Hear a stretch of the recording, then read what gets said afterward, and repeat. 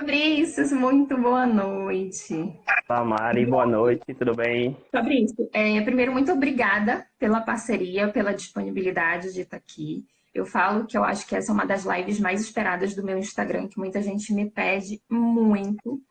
Eu sempre dou as orientações gerais, mas como eu sempre falo, eu não sou contadora. E a minha orientação é que a gente tem que buscar sempre o profissional mais capacitado, que para essas dúvidas de atuação autônoma de recibo, nota fiscal, eu sempre falo que é o contador, né? Então, gostei Isso. muito, estou muito feliz por ter te encontrado. E eu vou pedir um pouquinho para te se apresentar. Primeiramente, Marina, quero te agradecer pelo convite, né? Realmente, assim, a gente percebe que isso é uma área que eu atuo já há algum tempo, né, com psicólogas. E, assim, geralmente as dúvidas são muito grandes no que diz respeito a tudo, né? A primeira preocupação é conseguir o registro profissional, depois é começar a iniciar a atuar na área e muitas vezes só acaba lembrando dessas questões quando precisa declarar o imposto de renda, quando é no ano seguinte, geralmente. Mas, primeiramente, deixa eu me apresentar, né? Acho que a maioria aqui das pessoas que estão aqui não me conhece ainda. Eu sou o contador Fabrício Feitosa, eu trabalho com essa parte de consultoria contábil, consultoria financeira, eu trabalho com toda essa parte de planejamento tributário também, toda essa parte de assessoramento, desde de um profissional liberal até uma pequena ou média empresa, a gente consegue atuar. Já atuo há 10 anos na contabilidade e ao longo desses 10 anos eu já atendi diversos profissionais dessa área, né? É um dos nichos que eu mais atuo, essa área médica, né? Psicólogos, médicos, a gente acaba atendendo bastante e geralmente são profissionais muito carentes de informações nessa área, realmente. Porque se você for tentar pesquisar alguma coisa, não é tão fácil, né? Geralmente você não vai encontrar nada pronto para. E também muitos profissionais também acabam não prestando muito bem esse tipo de assessoramento, mais no que diz respeito à informação, né? Prestar informação. Tem muita gente que até tem assessoria e tudo, mas acaba ficando um pouco perdido com relação a alguns assuntos. E aí, por isso que é importante, né? Essa live vai ser importante para esclarecer tudo isso. E aí, vamos ver aí o que é que. Você me passou uma relação grande de perguntas, né? Eu tentei enxugar ao máximo, até por conta do tempo também, né? Porque tem coisa aqui que dá para fazer uma live só com uma pergunta que você fez aqui, né? A gente tentou resumir bastante. Que aí eu fiz um material em formato de apresentação, como eu falei para você, né? Que aí depois você vai poder disponibilizar para o seu público. Eu estou dando trabalho para ele. O que todo mundo me pergunta? O que é necessário para a psicóloga atuar como psicóloga autônoma? Eu acho que se eu fosse ganhar R$ 1 por cada vez que eu recebo essa pergunta, eu estaria rica.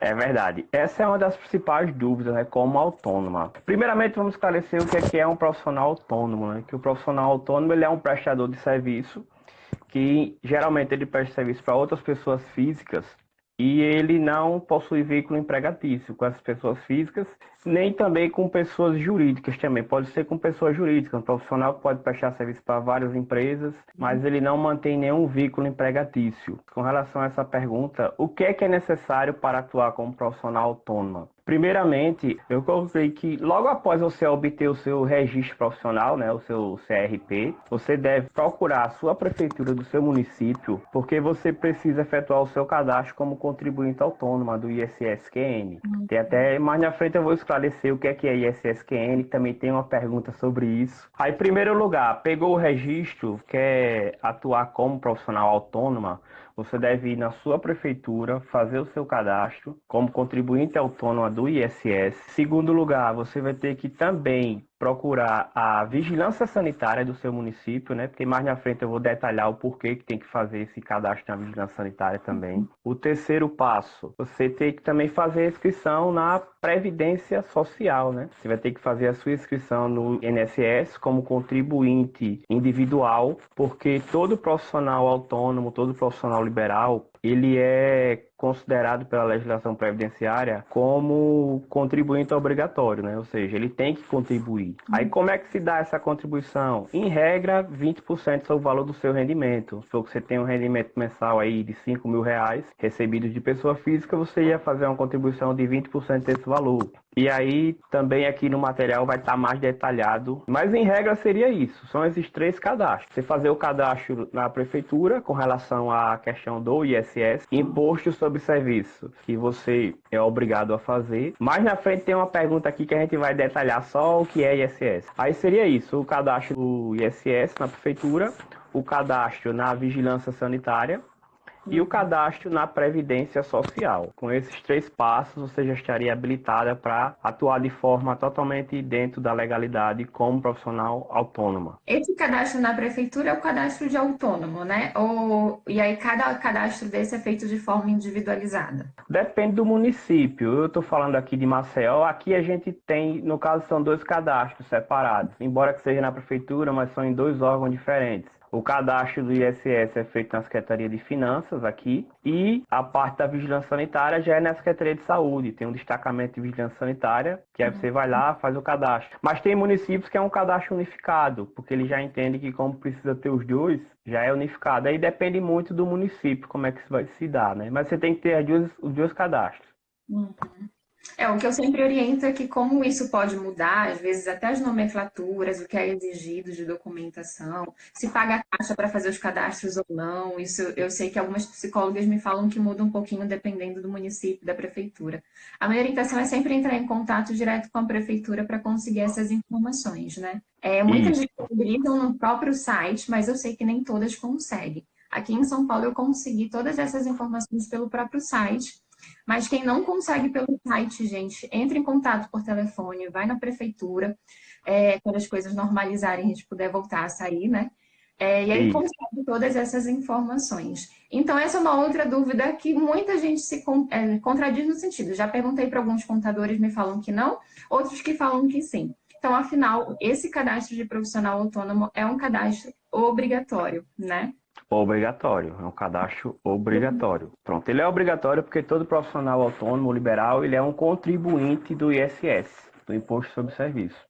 E embora o ISS ele seja de competência dos municípios, né, um imposto de competência municipal, essa regra ela acaba sendo aplicada para todo o território nacional, porque existe uma lei federal, que é a Lei Complementar 116/2003, que ela estabelece essa questão dos requisitos básicos que os municípios devem observar para legislar sobre o ISS. E um desses requisitos que ele já listou lá foi justamente a questão do profissional liberal, né, do contribuinte. Que todo aquele prestador de serviço, seja ele pessoa física ou jurídica, ele é contribuinte do ISS. E uma vez que essa lei estabelece isso, todo profissional autônomo ele também se torna obrigatoriamente contribuinte. E aí essa seria a segunda pergunta, né? Aí eu até cito que isso aí vai depender muito de cada município, né? Tem município que estipula que até determinado valor, você vai ter isenção, vai pagar ISS. Já tem município que adotam, a maioria adota a questão do ISS fixo, que é um valor que você paga anual, como é aqui em Maceió, né? Aqui em Maceió a gente adota dessa forma, é o ISS fixo, você paga ele em 2 parcelas, o imposto anual, você paga ele a primeira parcela em abril e a segunda em agosto, é dividido em 2 parcelas. Aí cada município ele é autônomo para legislar sobre isso, como é que vai ser a forma de cobrança, se vai ter isenção, se quantas parcelas vai ser, qual vai ser a forma do cálculo. E isso realmente tem que ser visto com cada município, não existe uma regra geral, né?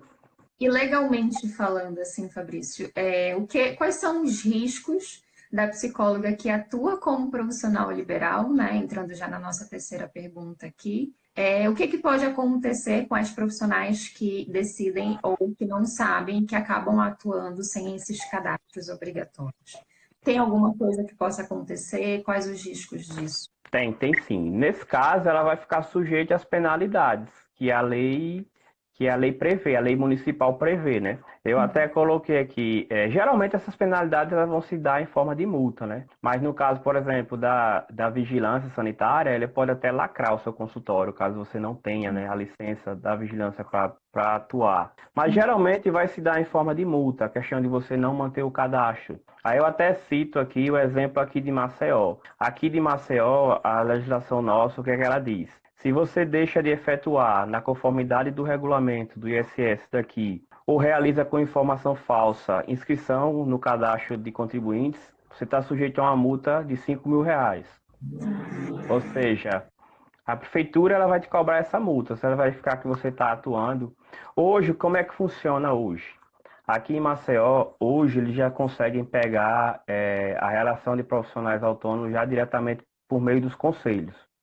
Por exemplo, eu sou contador, eu tirei meu registro esse ano, Aí, quando for daqui a alguns meses, a prefeitura já tem essa informação, porque ela já sabe, por meio de convênios que elas vão celebrando com os conselhos, para pegar a base de dados deles e comparar, né? Aí, automaticamente, aqui em Maceió, eles já estão começando a fazer esse processo de cobrança de forma de ofício, que a gente chama, né? Ele não está esperando nem você ir lá fazer o cadastro, já está fazendo de ofício.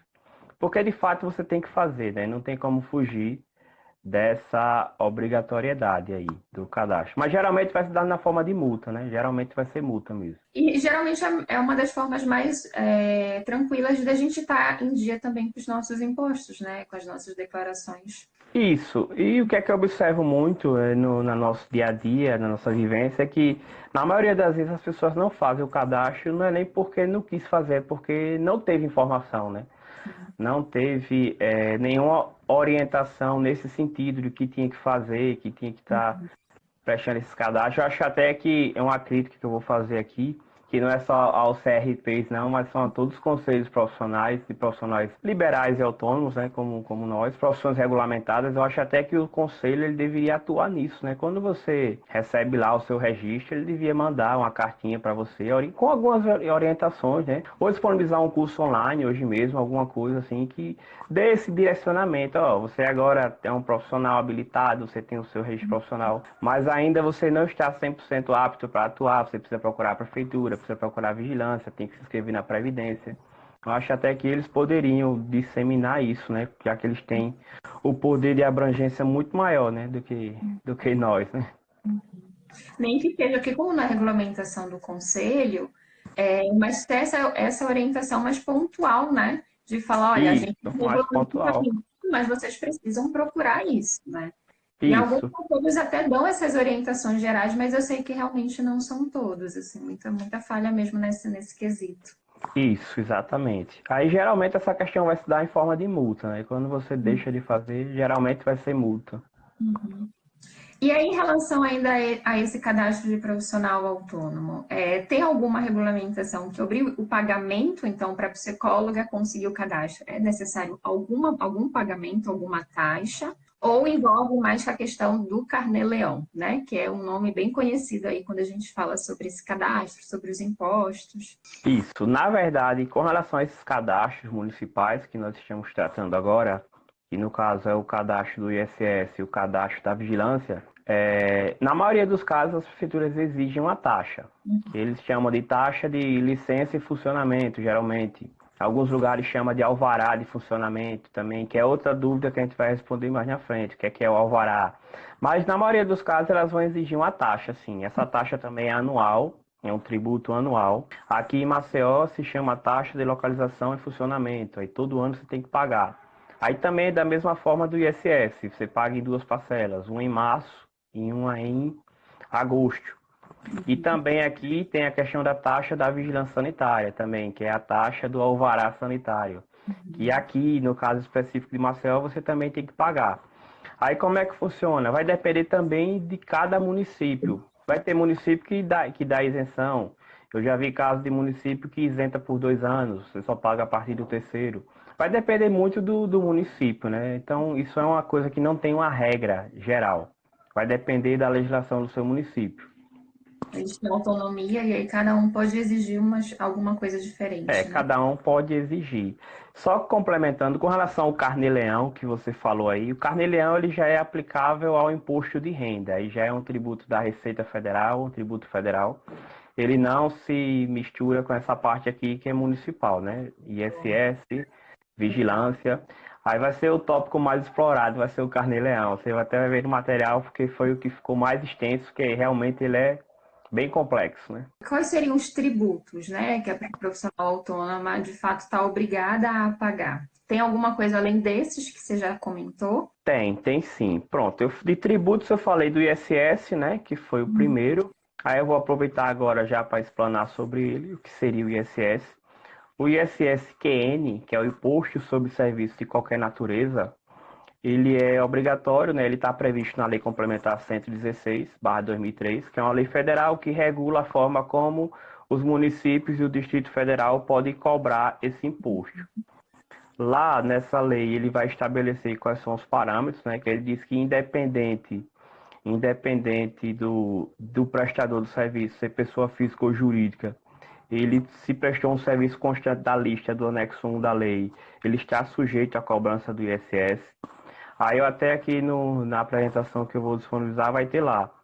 Tem atividade de terapias de qualquer espécie, psicanálise, psicologia, todas essas atividades, como estão constando no rol de atividades do anexo 1 dessa lei, elas são tributáveis pelo ISS, ou seja, uma vez que você seja um profissional dessa área, obrigatoriamente você se torna contribuinte desse imposto. Geralmente, para os profissionais autônomos, esse imposto ele vai ser cobrado sob uma base fixa anual, né? É um imposto fixo, é pagar duas parcelas do mesmo valor, porque no caso das empresas não, você paga um percentual sobre o faturamento, né? Que aí que vai variar de 2% a 5%, a depender do município também. Aí esse seria o primeiro tributo que você tem que pagar, o ISS. O segundo tributo seria a taxa de localização, né? A taxa de funcionamento, o alvará de funcionamento, como queiram, né? Tem vários nomes, cada cidade chama de uma forma. Seria o segundo. O terceiro seria a taxa da vigilância sanitária, né? Você tem que pagar também, se for o caso, né? Como eu disse, vai ter município que não exige, tem município que exige, tem município que dá uma isenção por um determinado período, se varia muito também. Aí a outra parte seria o quê? Aí seria o imposto federal, o imposto de renda, né? Que você tem que pagar também. Que aí eu vou detalhar mais na frente também, quando eu for falar do Carnê-Leão. E o INSS. Você vê que é bastante tributo, né? Você vê. ISS, taxa de funcionamento, que é o alvará de funcionamento, taxa da vigilância, imposto de renda e a contribuição previdenciária, que é o INSS. É que a contribuição previdenciária do profissional liberal autônomo é obrigatória. Dessa forma, ele tem que recolher mensalmente esses valores. Por isso que é importante também, quando se atentar à questão do Carnê-Leão, você vai ter que fazer os dois, né? O Carnê-Leão, você já apura já o imposto de renda e já observa também a Previdência, também, o INSS, que é obrigatório. Porque se você não está recolhendo, eu já recomendo que procure um contador e já tenta regularizar isso, porque mais cedo ou mais tarde você vai receber uma notificaçãozinha da Receita e aí vai ficar muito mais caro para resolver. Não é à toa que a melhor coisa é a gente ter um contador próximo para poder consultar, né? Contratar mesmo a consultoria e esse auxílio profissional. Porque a gente já tem tanta coisa para saber da psicologia propriamente, que eu acho que a gente, ok, a gente precisa ter um conhecimento mínimo disso, porque isso faz parte da nossa atuação. Muita gente cuida do próprio negócio, atua como profissional autônomo, mas é dona da própria agenda, define como é que vai trabalhar. Então, minimamente ter um conhecimento sobre isso, eu digo que a gente tem que ter para a gente saber o que a gente está fazendo, né? Mas, tipo, gravar cada nome, cada nomenclatura, o que cada imposto, qual é a quantidade de imposto que a gente tem que pagar, eu acho que já não precisaria ter tanto domínio disso, como poderia ser facilmente substituído aí pela contratação de um contador, né? Isso, na realidade, assim, como eu sempre digo, que o ideal seria que você procurasse um contador antes mesmo de começar a atender na área, né? Porque o que é que acontece? Porque se você procura um contador antes, ele vai poder te orientar tudo isso, né? Antes de você começar a atuar, quais são os cadastros que precisa fazer, ele vai poder te orientar com relação à parte de recibo, toda essa parte fiscal que você tem que manter registro desses recibos. Você vai ter que fazer, tem que orientar também a parte do Carnê-Leão, que é uma obrigação que você tem que fazer mensalmente, mas que a gente percebe que poucas profissionais autônomas fazem isso porque não tem conhecimento, aí acaba achando que só que tem que fazer a declaração anual. Tem a questão do INSS também, que é a contribuição previdenciária, que a Receita Federal ela vem intensificando muito as cobranças de 2015 para cá. Porque o que é que ela observou? Que os profissionais recolhiam o imposto de renda, lançava lá os recibos, os rendimentos, né, que teve durante o ano, só que só recolhia o imposto de renda, não recolhia a contribuição previdenciária. Aí que foi que a Receita fez? Em 2014, especificamente, eles criaram uma malha fiscal, né, que a gente chama. Malha fiscal é o quê? Malha fiscal é um procedimento que ela cria para poder cruzar informações. Ela pegou, começou a cruzar o cadastro do INSS, quem está contribuindo com o INSS, e quem estava declarando que era profissional liberal no imposto de renda. E ele começou a verificar que na maioria dos casos, só se pagava o imposto de renda. Porque se você só faz a declaração de imposto de renda, lá só vai sair imposto de renda. Se você não faz o Carnê-Leão todo mês, você não vai pagar o INSS, né? Aí ela Não vai. começou a... Não vai fechar essa conta. Aí a malha fiscal é isso. Ela vai pegar uma informação de um terceiro e vai cruzar com aquilo que você declarou para ela. Uhum. Aí ela identificou, foi muito dinheiro que eles identificaram de sonegação de contribuição previdenciária. Inclusive eu recebi um caso desse, né? É uma Uhum. profissional que ela declarava tudo perfeitamente para o imposto de renda. Pagava absurdo imposto de renda até, que ela atuava como pessoa física, depois a gente orientou, fez um planejamento tributário. Ela acabou abrindo a empresa, hoje ela paga, deve pagar 40% no máximo do que ela pagava como pessoa física. Porque realmente, como ela atendia exclusivamente como pessoa física e era tudo declarado, ela tinha uma alta incidência de imposto de renda. Só que por desconhecimento ela não fazia o recolhimento da Previdência. Aí ela teve um problemão e teve que fazer a regularização dos últimos 4 anos na época para regularizar toda essa questão. Aí por isso que vale muito a pena, né? Às vezes as pessoas acham que eu não tenho dinheiro para isso, eu estou começando agora, não vale a pena, mas na verdade eu digo que vale, porque é onde você vai ter todo o direcionamento de como você vai atuar, até na parte de gestão financeira também, a gente já pode orientar também, que é outra coisa também que a gente presta, que as pessoas acham que a nosso trabalho se limita a questões tributárias, questões fiscais, mas não. A parte da gestão financeira também é muito importante. E eu digo isso até no momento que a gente está vivendo hoje, né? Essa última semana mesmo, hoje meu dia foi muito corrido, basicamente tirando dúvida dos meus clientes, né? De uma forma geral, né? Não só clientes prestadores de serviço, né? Profissionais liberais, mas comércio, tudo, todo mundo preocupado como vai ficar o meu caixa, porque está caindo o meu faturamento, tem cidades que já estão decretando que você tem que fechar determinadas atividades, não pode funcionar. Aqui mesmo já tem algumas atividades que não estão sendo permitidas funcionar, e as pessoas querem saber como é que eu vou fazer para pagar meus custos se não vou ter receita. Então, aí desde o início, quando um profissional me procura, por exemplo, para fazer um trabalho, eu sempre sugiro que faça uma análise de viabilidade. Nessa análise de viabilidade, a gente faz uma análise que leva em consideração dois aspectos. Primeiro, o aspecto tributário e segundo, o aspecto econômico. No aspecto tributário, a gente vai avaliar a viabilidade tributária, baseada na situação dela, o que é que seria mais vantajoso para hoje, para daqui a 6 meses, baseado na expectativa de faturamento que ela tem. E na parte econômica também, né? Que também para a gente ver toda essa parte. É rentável, não é? O meu consultório é rentável, não é rentável? Quanto é que eu lucro em média por mês? Desse lucro meu, quanto é que eu devo destinar para uma reserva de emergência? Tudo isso é um trabalho bem completo que a gente passa, uma orientação.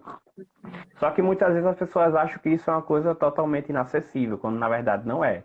É um serviço hoje que está acessível a qualquer tipo de profissional. Mas também a culpa não é nem de vocês, profissionais, é porque realmente que falta muita informação, né? É Uhum. até engraçado que a gente vive na era da informação, mas o que mais veio faltar hoje é informação, né? Porque tem tanta informação desencontrada que as pessoas acabam se perdendo. Mas assim, com relação a isso, a essa importância de ter uma assessoria, seria justamente por isso. Porque se você tem uma orientação, você até consegue, por um período, você mesmo ir tocando essas questões burocráticas. Mas vai chegar um determinado ponto que aí você vai ter que terceirizar realmente, porque não vai valer a pena você ficar tendo dor de cabeça com isso, né? Porque realmente é bem burocrático, né? Ao invés da gente estar perdendo tempo, né? Usando o nosso tempo para isso, a gente pode estar utilizando para, né, diversificar serviço na psicologia, encontrar outras formas de trabalho, né?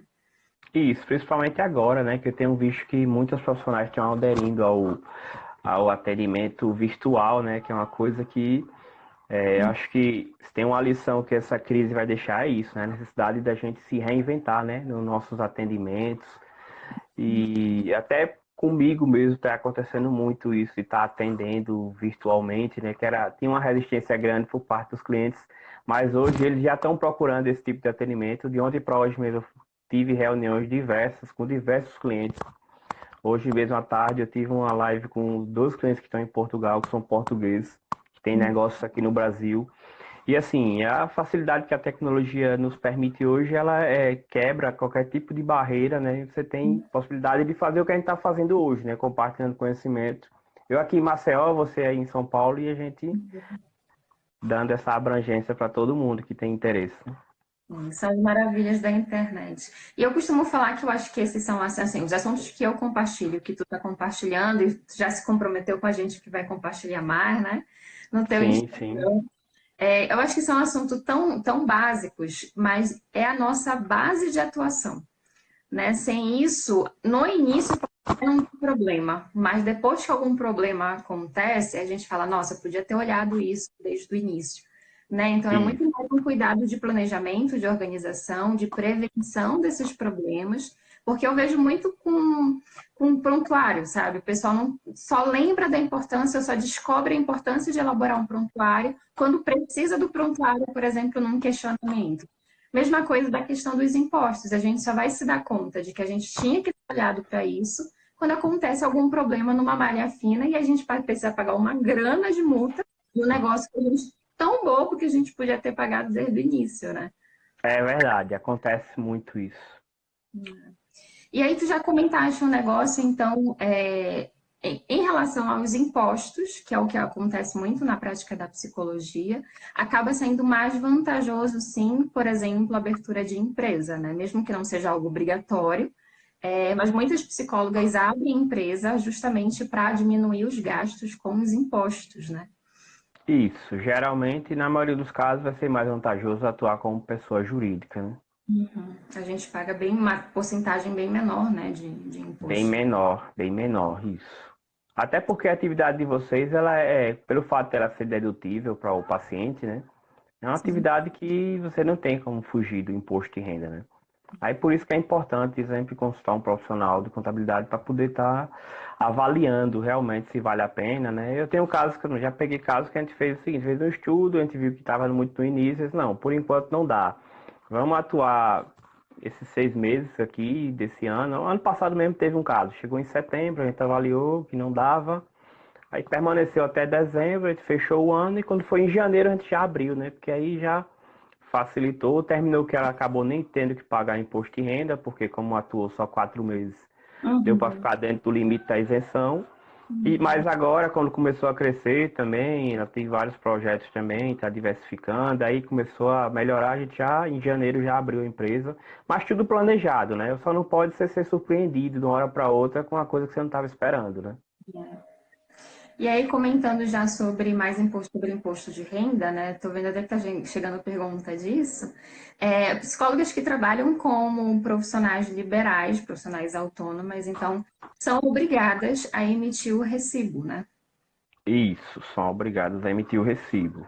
O Uhum. recibo é um documento obrigatório, na verdade, né? Isso aí já é previsto lá desde o Código de Defesa do Consumidor. Também está aqui no meu material. Eu estou só procurando aqui a pergunta porque eu acabei elencando em outra ordem, como eu E não lhe passei.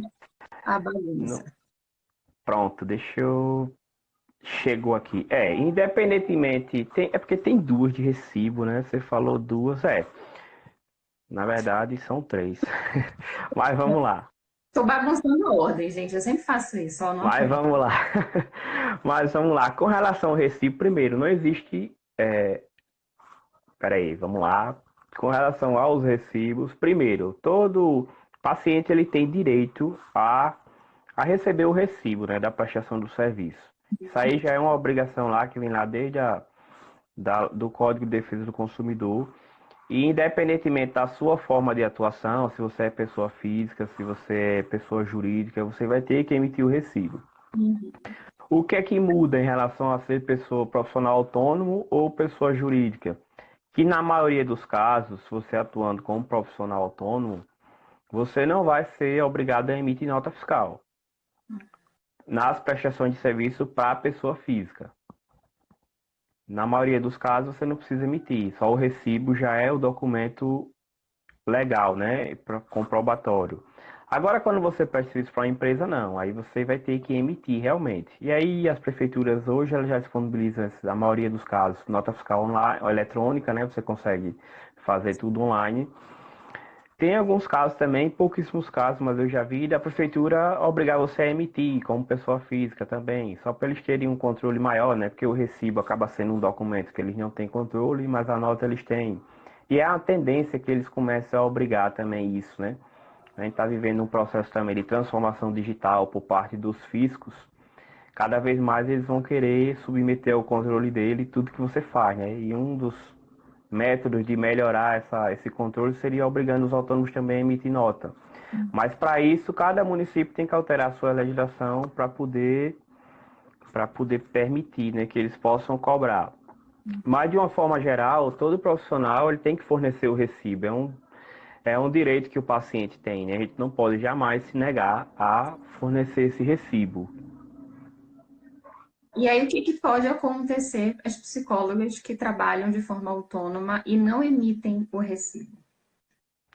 O que pode acontecer é o seguinte, porque para o paciente declarar esse recibo no imposto de renda dele, ele só precisa de duas coisas: o CPF, o nome e o valor. Eu já tive casos desse aqui no meu escritório de cliente minha que teve problema com o paciente por conta disso, que aí ele acabou declarando, né? Na verdade, como é que foi? Eles fizeram um acordo para poder não emitir recibo e ela cobrar um valor menor. Ela fechou um pacote, tudo bem, passou, fez o atendimento lá do paciente. No outro ano, né, ninguém nem lembrava mais que esse paciente existia, né? Porque você prestou um serviço, você deve atender centenas de pessoas, né, durante o ano.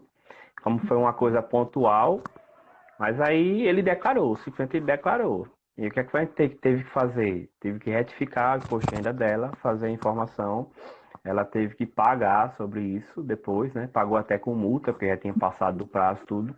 Mas foi um problema que a gente teve, né? É por isso que, assim, a gente sempre recomenda que não faça.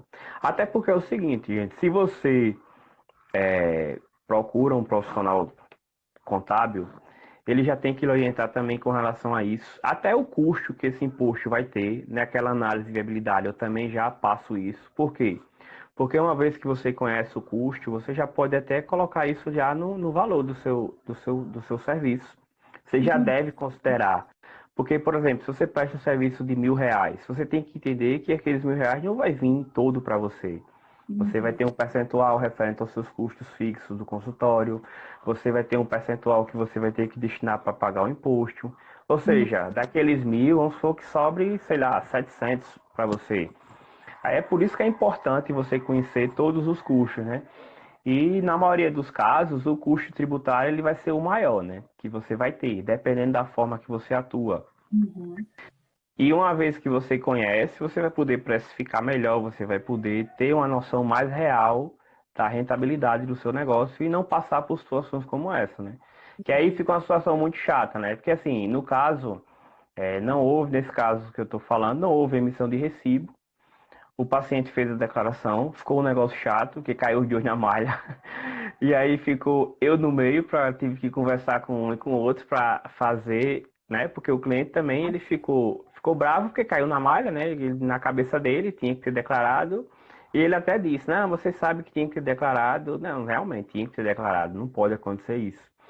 Aí o que é que acontece? Acaba existindo isso, que você fica na mão do paciente, da outra pessoa, né? Se ele quiser fazer isso, ele pode fazer e ele tem todo o direito de fazer. E o único prejudicado vai ser você, como profissional. Mas isso também é mais uma coisa que, na maioria dos casos, é falta de conhecimento, né? É falta de orientação, realmente, né? Que as pessoas acham que isso não tem como ser descoberto, não dá, não tem como fazer, Vai não tem. comigo. Isso não vai dar em nada, né? Mas acontece, né? Hoje. E aí existe, na verdade uma dúvida minha, porque já comentaram isso comigo como verdade. A minha gata subiu aqui na mesa, vai derrubar meu celular. Eu adoro fazer isso. Diferente, por exemplo, no imposto de renda, tem um teto mínimo, né? Que se a pessoa não recebe um faturamento além desse teto, não tem a obrigação de fazer a declaração do imposto de renda. Me corrija se eu estiver errada. Em relação à emissão de recibo, isso existe ou não? Todo recibo emitido, a psicóloga tem a obrigação de pagar o imposto lá em cima desse recibo. É assim que funciona? Isso. Com relação ao limite que existe hoje, no caso é o limite para você saber se está obrigado a declarar imposto de renda ou não. Que aí Uhum. atualmente está em R$ 28.559, né? Se no ano de 2019 você recebeu rendimentos tributáveis, cuja soma for superior a R$ 28.559,70, você está obrigado a declarar. Mas, no caso de vocês, profissionais autônomos, profissionais liberais, independentemente do valor das prestações de serviço que vocês tiveram, vocês têm que declarar. Tem que fazer a apuração do livro caixa. Por quê? Porque se você não declara, você vai estar incorrendo na mesma situação desse caso que eu falei anteriormente. Você sonegou um valor. O que é que vai acontecer? Suponhamos que em 2019 você atendeu 2 pacientes só. Você só teve 2 pacientes e a sua receita de 2019 foi R$ 500. Foi cada 2 atendimentos de 250. Como é que funciona? Você vai ter que fazer o carnê-leão referente àquele mês que houve aquela prestação de serviço. Obviamente que não vai dar imposto a pagar, mas você tem que fazer a informação. Por Uhum. quê? Porque quando for agora, em 2020, que esses 2 pacientes forem declarar esses 2 recibos, tem que existir a informação também da sua parte Uhum. lá, porque senão vai ocorrer naquela mesma situação, vai cair na malha os dois, porque um dos dois lados sonegou. Aí assim, muita gente confunde, se eu não faturei.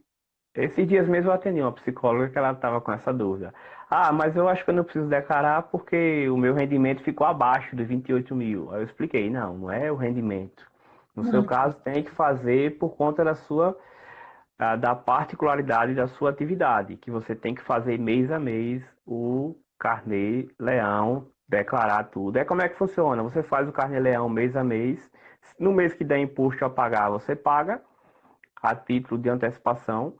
Quando Uhum. for na declaração do ano que vem, na declaração de imposto de renda, você vai fazer o que a gente chama de ajuste. Que aí é onde vai entrar os outros rendimentos. Tem até uma pergunta sobre isso, né? No caso que você tem duas ou mais fontes de Sim. rendimentos. Na declaração de ajuste, você vai fazer só o ajuste, vai juntar todas as rendas, vai compensar o que você já pagou no Carnê-Leão mensalmente, a título de antecipação. E se o total de imposto devido na declaração ele for superior ao que você já pagou no imposto de renda, no Carnê-Leão, perdão, você vai fazer o pagamento do complemento.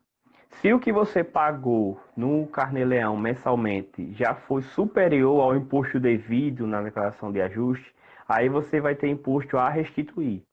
Uhum. Mas uma coisa não exclui a outra. E não existe limite. Se emitir um recibo de R$ 10, tem que fazer a informação, mesmo que Uhum. não dê imposto a pagar, mas tem que ser feito o Carnê-Leão e a informação. Carnê-leão, as psicólogas que trabalham como profissionais autônomos precisam fazer só quando faz a prestação do serviço ou mesmo sem prestação de serviço é necessário fazer o pagamento? Não, no caso tem que fazer a apuração, né? Você tem que fazer todo mês. Uhum. Teve prestação de serviço, tem que fazer o Carnê-Leão. Aí no Carnê-Leão, o que é que vai entrar? Vai entrar todas as receitas de serviço que você prestou e vai entrar também a parte das despesas dedutíveis, né? Que no caso as despesas com a sua atividade, o consultório, a conta de água, a conta de energia, a conta de telefone, o material que você usa lá, material gráfico, material de expediente, tudo que você usa lá. Se você tem um contador, você vai entrar também lá, ele vai emitir uma nota fiscal para você ou vai lhe dar um recibo, dependendo da forma que ele atua também, e você também vai deduzir esse valor. Então, aí no final das contas você vai pagar imposto só sobre o resultado, vamos dizer assim, né? Receita menos custos e despesas inerentes à atividade. É outra vantagem do livro caixa, né? Também, que muita gente não aproveita as despesas, muita gente paga, acontece muito, às vezes até paga, mas só lança os recebimentos, não lança as despesas, até porque não sabe classificar, não sabe o que é dedutível, o que é que não é. Que tu está falando do livro caixa aí como se todo mundo soubesse, né? O que que é? Boa Vamos parte para ele. Eu fiz até uma pesquisa, muita gente que me acompanha aqui, a maioria são profissionais autônomos, muita gente atuando em consultório, não sabem nem nada sobre livro caixa, sobre fluxo de caixa, né? Isso até é um perigo, assim, financeiramente falando, o próprio negócio não conseguir se sustentar, né? Ainda mais em tempos de crise, né? Isso, vamos lá. Esse livro caixa que eu falei agora é o livro caixa do Carnê-Leão. Porque o Carnê-Leão, ele funciona como uma espécie de contabilidade do profissional liberal. É onde entra as, as, onde entra as receitas e as despesas da atividade. Esse é o livro caixa, que ele funciona como livro caixa realmente, né? Você pode lançar lá todas as despesas que você teve, as dedutíveis, que vai abater o imposto de renda, e as não dedutíveis também. Aí no final do período você vai ter toda realmente a movimentação financeira da sua atividade, vamos chamar assim. Aí como é que funciona o Carnê-Leão? Deixa eu explicar logo o Carnê-Leão. Primeiramente, o Carnê-Leão ele é uma forma de recolhimento mensal obrigatória sobre os rendimentos oferidos por pessoa física. Ou seja, se você é uma pessoa física que recebe rendimentos de outras pessoas físicas ou recebe rendimentos vindos do exterior, do exterior, aí você abre um parênteses que hoje tem muita gente que está, até psicólogos mesmo eu conheço, que estão monetizando, né, estão utilizando plataformas, até o próprio YouTube mesmo está recebendo rendimentos. Esses rendimentos, a maioria das vezes, são pagos pelo exterior, né? Tem até uma que eu estou fazendo agora, que referente a essa questão, é que ela tem um canal no YouTube, esse canal está sendo monetizado, e ela recebe rendimentos do Google, né? E aí isso ela recebe em dólar, é feita a conversão, tudo. Esse rendimento, ele também está sujeito à apuração mensal do Carnê-Leão. Aí como é que funciona? Todos esses rendimentos recebidos do exterior, o decorrente de trabalho não assalariado, né, um trabalho que você prestou para outra pessoa física, sem vínculo empregatício, ele está sujeito ao recolhimento mensal obrigatório do Carnê-Leão. Aí como é que funciona no Carnê-Leão? Você vai fazer, como eu já falei, vai lançar receitas, vai lançar despesas que forem dedutíveis ou não. Você vai poder abater também questão de dependentes, vamos supor que você tem um filho e esse filho é seu dependente, você pode lançar ele também, vai ter uma despesa lá que você pode considerar com ele. Você vai lançar também a contribuição previdenciária que você vai pagar sobre esse rendimento, ela já vai ser dedutível do imposto. E todas as demais despesas que eu já elenquei aqui, né? Material de escritório, aluguel, energia, o contador que você contratou para te assessorar também, tudo isso. Aí Então, como é que funciona? teve gente aqui no ao vivo que perguntou, né? Ah, eu não sabia que contador dava para deduzir. Ah, dá para deduzir, sim, dá para deduzir. Muita gente não sabe, mas dá para deduzir. Aí como é que funciona? No material aqui, vocês vão observar que é a parte mais extensa é a do Carnê-Leão, né? Que tem explicando realmente a questão das despesas. Se em um mês, por exemplo, vamos supor que em um mês você deu prejuízo, as suas despesas foram superiores. Vamos supor que em determinado mês do ano, em maio, por exemplo, você teve mais despesas dedutíveis do que receita. Aí esse valor que vai ficar lá vai ficar como um crédito. No mês seguinte você pode fazer a compensação. É bem interessante realmente o Carnê-Leão para quem trabalha como um profissional liberal, né? Em alguns casos vai ser até mais vantajoso do que a própria empresa, né? Dependendo do perfil da profissional, porque tem profissional que realmente ela tem custos elevados, né? Ela tem uma secretária, ela tem um aluguel, ela tem toda essa parte. Ela tem filhos que são os dependentes, ela tem uma série de despesas que justificam ela permanecer como profissional liberal. Aí por isso que cada caso é um caso, né? Muita gente me pergunta, mas a partir de qual valor você recomenda? Só, não tem Tem que como, abrir empresa. não tem como dizer porque é uma questão muito particular. Por exemplo, eu tive casos recentes que a gente analisou que a mesma faixa de faturamento, na casa de R$ 7.000, um caso era melhor ser profissional liberal, outro caso era melhor ser empresa. Por quê? Porque um caso tinha muita despesa, tinha muito custo, tinha secretária, tinha tinha uma estrutura grande, né, de custo. A outra não tinha nada, ela utilizava o consultório que a própria mãe já, a mãe era médica, tinha um consultório, ela utilizava toda a estrutura, não tinha aluguel, não tinha energia, não tinha nada. Aí no caso dela, era mais vantajoso abrir empresa, porque ela não tinha despesa nenhuma para deduzir. Nem o plano de saúde dela era ela que pagava, ou seja, ela era dependente dos pais, aí não tinha despesa nenhuma, não valia a pena. Mas a outra, na mesma faixa de faturamento, valia a pena, porque aí ela já tinha toda uma estrutura de custo, ela tinha filhos, ela tinha despesa com médicas, tinha muito, uma série de situações que quando você considera, lança tudo, analisa, você vê que vale a pena. É por isso que nesse estudo a gente pega os últimos 12 meses de receitas e de despesas. Por que 12 meses? Porque a atividade de vocês também sofre uma forte influência sazonal. Tem meses que vocês atendem pouco por conta da sazonalidade do período, para final de ano, início de ano. Mês de carnaval agora deve ter sido bem complicado também, né? Praticamente metade do mês foi feriado. E aí, quando a gente pega a média dos últimos 12 meses, é, você acaba reduzindo o impacto dessa sazonalidade, né? E aí você consegue trabalhar com valores mais seguros. Vamos ver, vou ver direitinho, né, qual é a melhor forma da gente compartilhar esse conteúdo, esse teu material, que eu acho que está bem mais explicativo, o pessoal vai conseguir estudar e ter tudo isso nas mãos, né? E aí o Instagram está me expulsando, nas lives que eu faço ele sempre me expulsa. Já tem aqui 57 minutos e ele simplesmente expulsa a gente com 1 hora. Então vamos encerrar, provavelmente ele vai me expulsar com a gente com a tua fala. Então, obrigada mais uma vez, depois a gente conversa melhor. Mas fala um pouquinho para a gente de uma dúvida que até surgiu aqui. Qual a diferença de recibo, nota fiscal? Pelo que eu entendo, profissional autônoma, a melhor coisa é emitir recibo, né? E não emitir os dois ao mesmo tempo, né? Então fala um pouquinho sobre isso para a gente.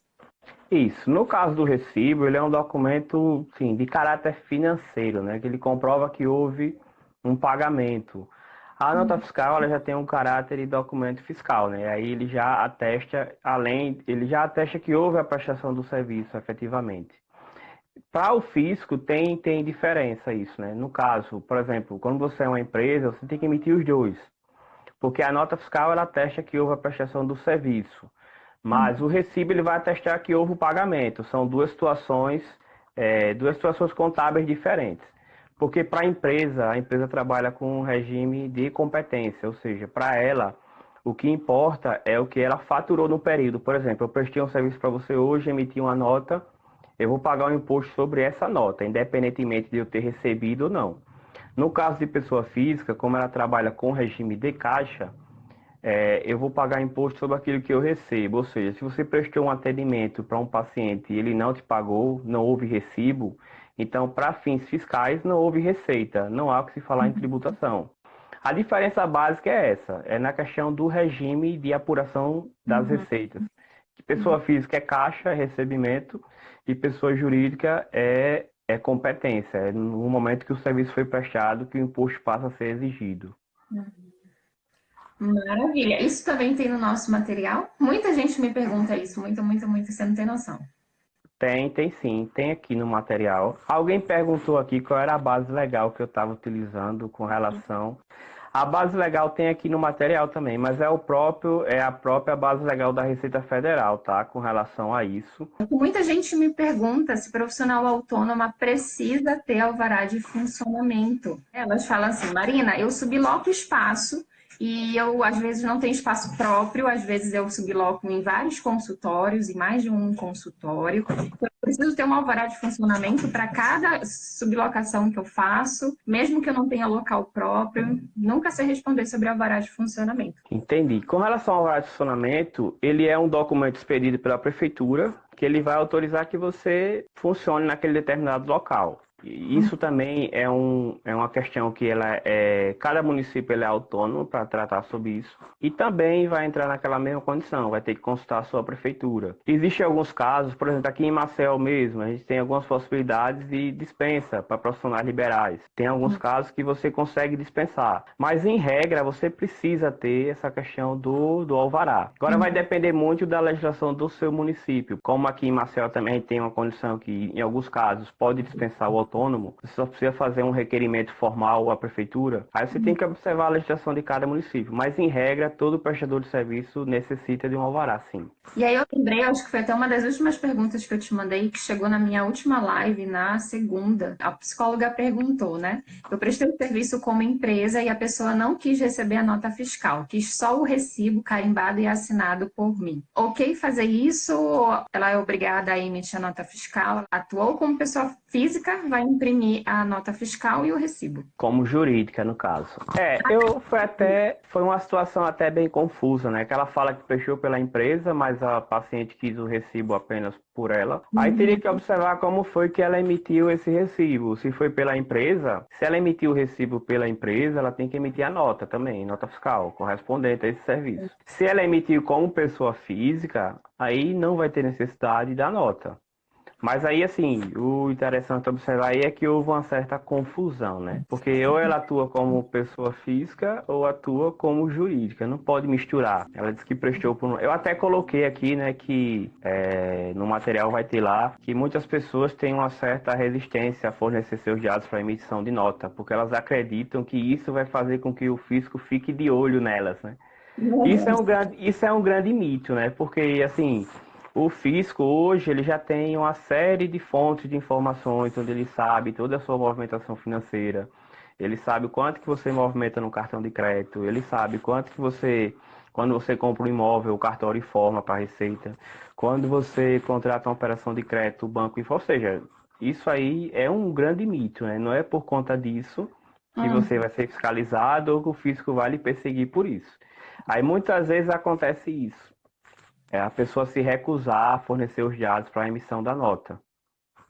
Chegou uma pergunta aqui, a Jade, ela falou assim, mas lá na descrição das pessoas, das despesas dedutíveis, no sistema mesmo do Carnê-Leão, qual é o item? Você quer saber Aí, qual é o item? aí o item teria que observar. Eu, infelizmente, aqui nesse computador que eu estou aqui, eu não tenho o Carnê-Leão. Mas ligue ela que me manda uma mensagem inbox que eu respondo para ela amanhã.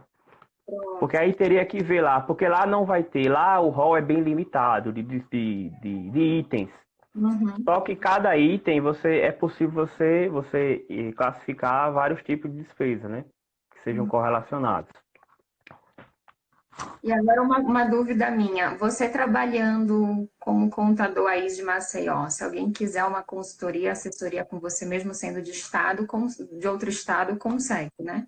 Para essas Sim, consultorias sim. de organização financeira.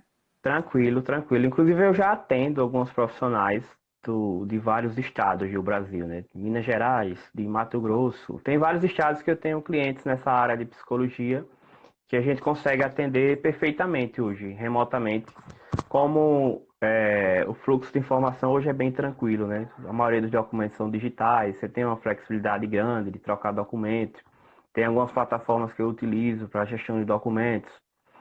Outros, quando é mais simples, quando prefere, pode ser pelo próprio WhatsApp mesmo também. É bem tranquilo essa questão de fluxo de documentação hoje.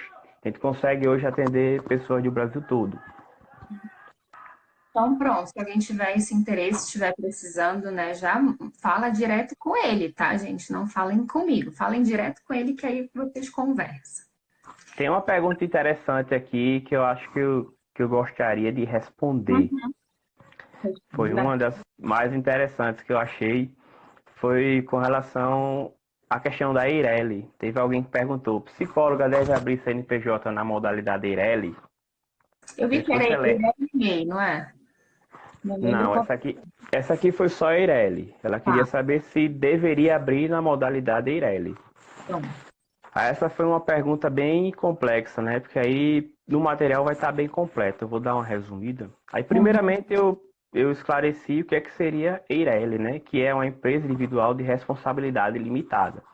Que esse tipo essa modalidade empresarial, ela foi criada para poder suprir uma lacuna que existia de pessoas que queriam abrir uma empresa, mas que não queriam ter sócio. Aí, como antes da criação da Eireli não existia essa possibilidade, as pessoas acabavam colocando alguém no quadro societário para constar como um sócio minoritário só para poder fazer a sociedade. Por quê? Porque uma sociedade limitada ela traz uma série de benefícios. Por exemplo, ela lhe oferece uma blindagem patrimonial, ou seja, o meu patrimônio de pessoa física não vai responder sobre os problemas da empresa, eu vou responder só sobre o capital que eu aportei na empresa. A Eireli, ela se propôs a resolver esse problema, mas na verdade na minha opinião, ela acabou piorando. Por quê? Porque ela fez uma exigência muito grande de capital, né? Ela exige que você aporte 100 salários mínimos de capital. E esse valor hoje, ele dá R$ 104.000, né? Você tem que ter esse capital integralizado, né? A junta Uhum. comercial aqui mesmo de Alagoas, eles exigem que você apresente o comprovante que esse capital está integralizado, ou seja, você não pode botar só no contrato. Você tem que provar que está aportando, que esse dinheiro foi depositado no banco, tudo, tá lá. Aí isso inviabilizou realmente. Entretanto, no ano passado, no final do ano passado, em 2019, foi promulgada uma lei, a Lei 13.874, que ficou mais popularmente conhecida como a Lei da Liberdade Econômica, onde ela trouxe uma grande inovação nesse sentido. Ela passou a ser possível a criação de uma sociedade limitada com um único sócio, unipessoal, ou seja, eu posso ter todos os benefícios de uma sociedade limitada sem precisar ter sócio. Para quem tinha esse dilema, esse problema de não querer ter sócio, hoje você consegue abrir uma sociedade limitada unipessoal, não tem limitação com relação a capital mínimo, nada. Você consegue abrir a sua empresa sozinho Uhum. e não tem problema nenhum. Lá no material vai estar melhor explicado isso. Aí no final eu até coloco que hoje a modalidade mais indicada é para quem quer abrir uma pessoa jurídica na área de psicologia seria justamente a sociedade limitada unipessoal, por conta disso. Todos esses benefícios e não tem as exigências que a Eireli tem, né? Tá até caindo em desuso a Eireli hoje. Foi essa que eu abri no final do ano passado, né? Nem sabia que ela é muito recente, né? Esse Ela é tipo de... muito recente, é. Muita gente não sabe que é possível fazer isso, né? Não, muita gente não sabe, é uma coisa nova. Ó, a gente já vai. Onde vai estar o material? Eu vou ver a melhor forma de disponibilizar para vocês, tá? Vou ver como é que faço para liberar para vocês fazerem download. Outra pergunta que chega muito para mim: psicóloga pode abrir MEI como psicóloga? Não, não pode. Não pode porque está enquadrada no rol de profissões regulamentadas. E aí Uhum. não pode. No início, quando criaram o programa do MEI, até algumas categorias entraram, como por exemplo contador, tinha educador físico, tinha algumas categorias. Mas logo em seguida elas foram sendo retiradas. Aí por esse motivo não pode. Não pode. Eu até achei um material de algum CRP falando sobre isso também, nas minhas Uhum. consultas que eu estava fazendo sobre outros assuntos relacionados à psicologia para um cliente. Eu achei um material interessante sobre isso. E até ele falava lá explicando que por que não podia ser MEI e tal. Mas não pode. Eu acho que a gente já pode fazer uma outra live só sobre tipos de empresa. Porque, assim, eu acho que É muita coisa. se eu vou atuar como profissional autônomo, se eu vou atuar como empresa, qual é o tipo de empresa que eu vou abrir? Eu falo, gente, a melhor coisa para ajudar vocês a definirem isso é conversarem com um contador. É ele que vai conseguir fazer esse estudo para saber como é a tua realidade de trabalho, a tua realidade de faturamento, a tua realidade financeira, e aí juntos vocês vão conseguir saber qual é a melhor forma de se atuar, né? Não tem muito. Mas a gente podia fazer uma live só sobre tipo de empresa. Pode fazer, sim. Que cada assunto desse que a gente abordou dá uma live, né? É muita coisa, muita dúvida. Por isso que eu tive a ideia de fazer o material, porque aí fica mais fácil quem quiser consultar depois. E se Já ficar vai ter uma dúvida ainda assim, é só me procurar. Na medida do possível, eu vou responder todo mundo, né? Porque também esse período está bem conturbado, tem imposto de renda, tem o coronavírus que está mudando a nossa rotina também, tem uma série de questões que a gente vem enfrentando esses dias, mas eu sempre respondo todo mundo. Pode demorar, mas eu respondo. Pronto. Dione perguntou, quero saber sobre não poder ser MEI. Foi isso, né? Porque a psicologia é considerada uma profissão É uma regulamentada no Brasil. profissão regulamentada, não pode ser por conta disso. Eu vejo muita gente, muitas psicólogas que abrem MEI, mas não como psicólogas, né? Abrem lá na área da educação para fazer palestra, para não sei o quê. Mas para atuar como psicóloga não pode por conta disso. Não pode. Pronto. Então vamos encerrar nossa live. Conversamos um bocado, ainda falta assunto, né? Na verdade, o que não falta é assunto. O que não falta é dúvida, né? Somente nessa época do imposto de renda, né? Geralmente é quando as pessoas lembram da gente, né? Aí acaba vindo com todas as dúvidas que teve no ano todo anterior. E aí muitas vezes ocorre que a gente não tem nem o que fazer mais, né? Por exemplo, emitiu o recibo o ano todo, não fez as contribuições. Aí chega agora vai ter que fazer tudo retroativo. É, dá trabalho. Dá trabalho e paga mais caro, né? Porque aí vai pagar com multa e juros. Aí aprende também, né? É, geralmente aprende assim, né? Quando pesa no bolso, aí geralmente. O Gustavo, que é meu marido e meu sócio de trabalho, ele fala: a gente só aprende se ferrando. Se a gente não aprender, é porque ainda não se ferrou o suficiente. Faz sentido esse pensamento dele. Mas geralmente é assim, geralmente tem que passar por um problema para poder se conscientizar de que é preciso procurar ajuda profissional, né? Pois é. Muito obrigada mais uma vez, estava falando, né? Gostei muito do teu cuidado, inclusive com as psicólogas que me acompanham, com a tua dedicação, com o teu comprometimento, assim, sem eu te pedir absolutamente, tinha pedido a live, ganhei um monte de coisa. Acho que te encontrar na internet foi um grande presente, que a nossa parceria seja longa mesmo. Muito obrigada pela tua disponibilidade, inclusive de responder as psicólogas que tiverem mais dúvidas. E vamos já providenciar uma próxima. Muito obrigada. Acho que vai ser preciso. Mas eu que agradeço o convite, viu, Marina? É sempre bom a gente ter esse espaço, profissionais de um público tão seleto quanto o seu, falar sobre contabilidade, falar sobre essas coisas que a maioria das pessoas não gostam, né? Que as pessoas até associam a gente ao imposto de renda, a uma imagem negativa. Mas, na verdade, assim, um dos objetivos meus é justamente desmistificar isso, né? É levar conhecimento para as pessoas, que elas não precisam ter medo do imposto de renda, elas precisam ter cuidado e saber que é preciso não entender, não dominar, né? Porque isso você tem que ter realmente uma assessoria, mas você precisa saber o mínimo para não ter problemas.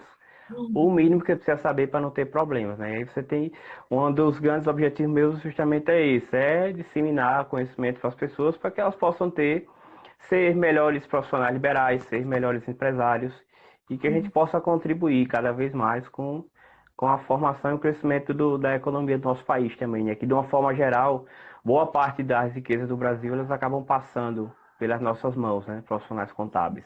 Essa semana mesmo a gente tem passando um momento bem, bem conturbado aqui, né? Porque essa questão da crise do coronavírus está afetando muito o faturamento das empresas. Tem muita coisa que a gente ainda não sabe como é que vai ser, né? Estou vendo aí que aí em São Paulo já está tendo fechamento de vários estabelecimentos, estão sendo forçados a fechar. E a gente está atuando muito nesse sentido. O que é que a gente pode fazer para poder ajudar os empresários a sobreviver a essa crise, né? Porque é um momento ímpar, né? Que a gente nunca, pelo menos eu, nos meus 10 anos de atuação profissional, nunca vivenciei uma crise dessa magnitude, de você chegar ao ponto de você ser obrigado a fechar a sua empresa. E aí, assim, cada vez mais vai se fazer necessário que as pessoas procurem ajuda profissional realmente. Da mesma forma na área psicológica, né? Muitas pessoas vão ter problemas nesse período aí, vai precisar de ajuda. E da mesma forma é na área contábil também. Todo mundo sempre vai precisar, mais cedo ou mais tarde, vai precisar de ajuda de algum profissional, seja da psicologia ou seja da contabilidade. Então, por isso que eu acredito que essa parceria que se iniciou meio que espontaneamente, né? Surgiu de uma conversa aqui no Instagram mesmo que a gente teve. E aí você me fez o convite, eu acabei aceitando. E eu já vislumbro que vai ter outras lives aí pela frente, vai ter muita coisa boa aí, que a gente pode contribuir com todo mundo aí, né? Que as pessoas possam vir, possam aprender mais e se tornarem profissionais melhores, né? Porque quer queira ou quer não, a partir do momento que você se organiza nessa parte fiscal, se organiza na sua parte financeira, você vai ser um profissional melhor, você vai ter mais tempo para se dedicar à sua atividade, aos seus pacientes, vai poder inovar, vai poder ter tempo de abrir uma outra frente de atendimento, como hoje vocês estão sendo obrigados a fazer através da internet por conta dessa crise, mas que a crise ela não vai apagar isso, pode ter certeza disso.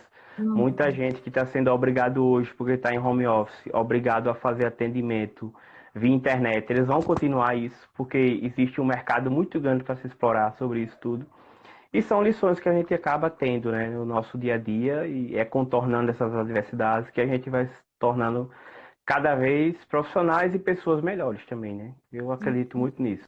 Muito obrigada pela presença de todo mundo. Vou divulgar nas minhas redes sociais no Instagram. Ele deve divulgar também. para a gente disponibilizar esse material para vocês de forma gratuita mesmo, só a nível de informação, beleza? E claro que quem tiver mais dúvidas, gente, tiver qualquer coisa sobre o que a gente conversou na nossa live de hoje, procurem o Fabrício. Encham o direct dele de mensagem de pergunta, que aí é... Tá bom? Pode ficar à vontade. Inclusive lá tem todos os meus contatos também.